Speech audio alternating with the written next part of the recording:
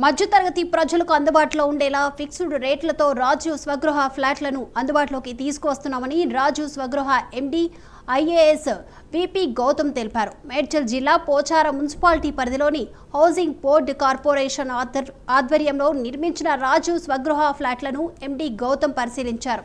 పోచారం లాంటి ప్రైమ్ లొకేషన్లో 30 ఎకరాల సువిశాలమైన ప్రాంతంలో 19 అపార్ట్మెంట్లు నిర్మించామని, పేద మధ్యతరగతి ప్రజలకు అందుబాటులో ఉండేలా తక్కువ ధరలతో ఫిక్స్ రేట్లతోనే లాటరీ పద్ధతిలో ఫ్లాట్లను విక్రయిస్తున్నామని, ప్రజలకు ఈ అవకాశాన్ని సద్వినియోగం చేసుకోవాలని కోరారు.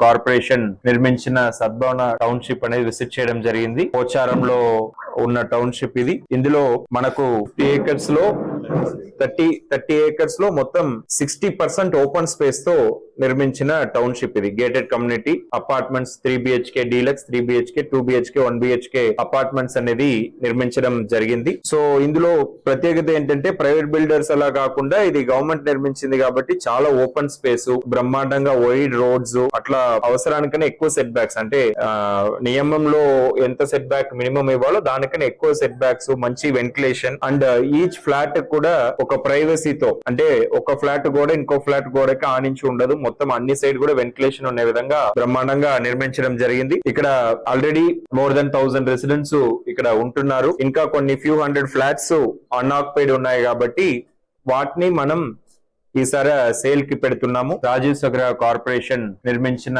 సద్భవన టౌన్షిప్ అనేది విజిట్ చేయడం జరిగింది. పోచారంలో ఉన్న టౌన్షిప్ ఇది. ఇందులో మనకు 50 ఏకర్స్ లో 30 ఏకర్స్ లో మొత్తం 60% ఓపెన్ స్పేస్ తో